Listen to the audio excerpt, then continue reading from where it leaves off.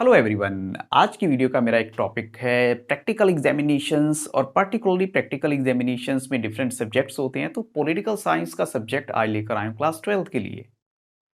अगर आप अपने बोर्ड एग्जामिनेशंस में अपीयर हो रहे हैं और आपने कोल्ड वार एरा के ऊपर प्रैक्टिकल फाइल तैयार की है तो कुछ इंपॉर्टेंट क्वेश्चंस आपके साथ डिस्कस करना चाहता हूं जो आपसे इस फाइल पर बेस्ड पूछे जा सकते हैं। और ये क्वेश्चंस अगर आप तैयार कर लेते हैं तो आपका काफ़ी काम हो जाएगा। तो जैसे कि इस चैप्टर का नाम है कोल्ड वार एरा, तो पहला क्वेश्चन जो अगर आपसे एग्जामिनर पूछ सकता है, क्योंकि देखिए ये भी आपको समझा देता हूं, इंटरनल एग्जामिनर यानी जो आपका सब्जेक्ट टीचर है, उसके अलावा एक एक्सटर्नल एग्जामिनर भी होगा जिसने इस सारी की सारी प्रोसेस को कंप्लीट करना है। पहले आपकी फाइल चेक होगी, उसके बाद आपसे क्वेश्चंस पूछे जाएंगे। तो फर्स्ट क्वेश्चन जो मुझे लगता है आपसे पूछा जाएगा, it's all about cold war era, यानी कोल्ड वार इनफैक्ट क्या होती है, कोल्ड वार क्या थी। तो आपको इसका आंसर क्या देना है कि जब situation means when the situations were very tense but they did not cross the certain limits, यानी कि टेंस तो थी लेकिन एक लिमिट को क्रॉस नहीं किया, फिजिकल वॉर नहीं हुई। So this is the exact answer of the first question. और आपको इतना ही आंसर देना है, you are not suppose to talk any more जब तक आपसे टीचर कुछ ना बोले। सेकेंड क्वेश्चन इसी कैटेगरी में है, अरीनास ऑफ कोल्ड वार। अब देखिए अरीनास ऑफ कोल्ड वार क्या होता है, आपने वर्ड सुना है अरीनास। अगर हम हिंदी में इसका एग्जैक्ट मीनिंग देखें तो अरीनास होता है एरिया। एरिया क्या होता है, जैसे अखाड़ा होता है जहां पर फाइट होती है, कभी भी युद्ध हो सकता है, किसी भी तरह का ड्यूल उसको बोलते हैं कि जो फाइट होती है। अब यहां बात हो रही है यूएस और यूएसएसआर की, और इन दोनों कंट्रीज इनफैक्ट जो दोनों ग्रुप थे जिनका एक का नेटो है दूसरा का वॉर्सो पैक्ट है, इनमें कुछ पर्टिकुलर एरिया ऐसे थे जहां पर हमेशा वॉर लाइक सिचुएशन रहती थी, जिनमें क्यूबा का नाम आता है क्योंकि इसी पर बेस्ड है आपका क्यूबन मिसाइल क्राइसिस। तो ये कुछ एक ऐसे एरिया है जहां पर टेंस सिचुएशन रहती थी, लेकिन यहां पर भी क्या था कि वॉर लाइक सिचुएशन होने के बावजूद वॉर नहीं हुई। दोनों में कहीं ना कहीं से किसी न किसी तरीके से, जैसे क्यूबा की आपको स्टोरी पता ही है कि एक बार ऐसा हुआ कि शायद वॉर हो सकती है लेकिन हुई नहीं। तो अरीनास ऑफ द कोल्ड वार या वॉर कहें कि कुछ ऐसे एरियाज हैं जहां पर टेंस सिचुएशन थी between US and USSR but it did not cross certain limits, ये भी हम कहेंगे एग्जैक्ट आंसर यहां पर। नेक्स्ट क्वेश्चन को देखें, क्वेश्चन 3 है main countries of axis power. Axis power की मेन कंट्री आपने बतानी है, तो वो है जर्मनी, इटली और जापान। एक्सिस पावर से अगर आपसे पूछ लिया जाता है, आप देखिए यहां पर क्वेश्चन डायरेक्ट आपको गिवन है, क्वेश्चन नंबर 3।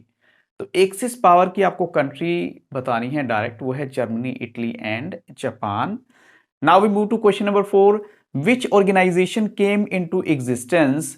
अगर बात करें कि 1949 में कौन सी ऑर्गेनाइजेशन हमारे सामने आती है, किसका जो है एग्जिस्टेंस आता है 1949 में, तो इट्स नेटो।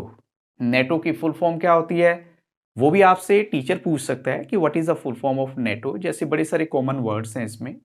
तो नेटो की फुल फॉर्म है नॉर्थ अटलांटिक ट्रीटी ऑर्गेनाइजेशन। तो ये जो है 1949 में आती है, दैट्स वाई हम कहेंगे कि नेटो बहुत इंपॉर्टेंट है। अगर हम वेस्टर्न अलायंस की बात करें, अगर ईस्टर्न अलायंस की बात करें तो वहां उनका वॉर्सो पैक्ट है जो कि बाद में आता है। So we move to next question. Next question is to military features of cold war. आपको दो मिलिट्री फीचर्स बताने हैं कोल्ड वॉर के, और वो क्या हैं टू मिलिट्री फीचर्स। तो हम कह सकते हैं कि जो मिलिट्री फीचर्स हैं वो कनेक्ट करते हैं दोनों ही उस कंट्री या उन ग्रुप ऑफ कंट्री से जो कि पर्टिकुलरली एक वॉर्सो पैक्ट में थी और दूसरी जो है यूएस के साथ थी। ईस्टर्न अलायंस और वेस्टर्न अलायंस की हम बात कर रहे हैं। तो इसका क्या इफेक्ट होता है, मिलिट्री अलायंस में आता है, जैसे इन्होंने नेटो फॉर्म कर ली, सियाटो सेंटो ये सब फॉर्म हो जाती है। और सेकंड क्या था, एक मैड रेस हो जाती है इनमें स्टार्ट, आर्म रेस को लेकर। आर्म रेस क्या होती है कि जो हथियारों को इकट्ठा करने की दौड़, कि जितनी ज्यादा हो सकते हैं हथियार इकट्ठा कर लो और अपने आप को बेटर प्रूव करना है हमने। सो ये टू मिलिट्री इफेक्ट हैं इसके, जो है हम कह सकते हैं मिलिट्री फीचर्स है। Next we have non alignment. Non alignment एक बहुत कॉमन है जिसको हम बोलते हैं नैम, NAM। और इसमें जो है 5 कंट्रीज को क्रेडिट जाता है जिन्होंने ये सारी प्रोसेस स्टार्ट की थी। और उसका रीजन बताइए कि ये नॉन अलाइनमेंट किस वजह से स्टार्ट हुआ था, क्या रीजन था इसके स्टार्ट होने का। तो इसका स्टार्ट होने का रीजन, जो मेन रीजन था वो था, they did not want to lose their freedom. क्योंकि इनको ये वो कंट्रीज थी जो कि बड़ी मुश्किल से जिनको फ्रीडम मिली थी, वो ये नहीं चाहते थे कि हम यूएस के साथ रहें तो यूएसएसआर के साथ दुश्मनी हो जाए, यूएसएसआर के साथ जाएं तो यूएस के साथ दुश्मनी हो जाए।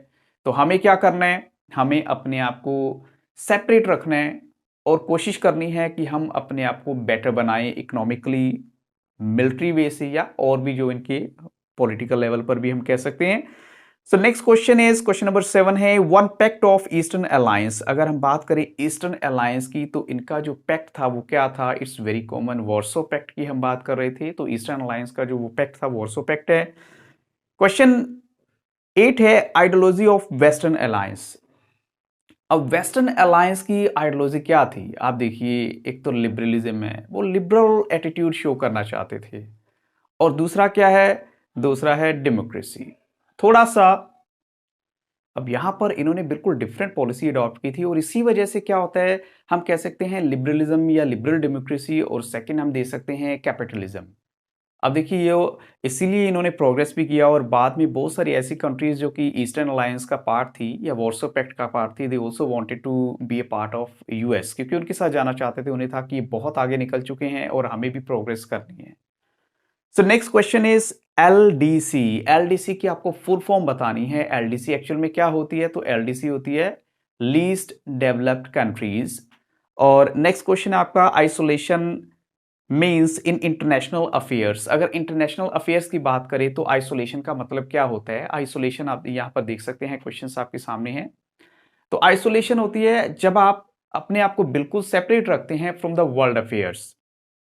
ये किस कंट्री के लिए पर्टिकुलरली यूज किया गया वर्ड? बेसिकली ये वर्ड यूज किया गया है अमेरिका के लिए, यूएस के लिए, क्योंकि उन्होंने 17 ऑलमोस्ट 18 सेंचुरी के हम कहें एंड तक अपने आप को फर्स्ट वर्ल्ड वॉर तक बिल्कुल दुनिया के अफेयर से दूर रखा था। फर्स्ट वर्ल्ड वॉर में उनकी एंट्री हुई थी। देखिए आप, इतना टाइम उन्होंने अपने आप को सेपरेट रखा और अपने आप को बना के रखा बहुत डिफरेंट वे से।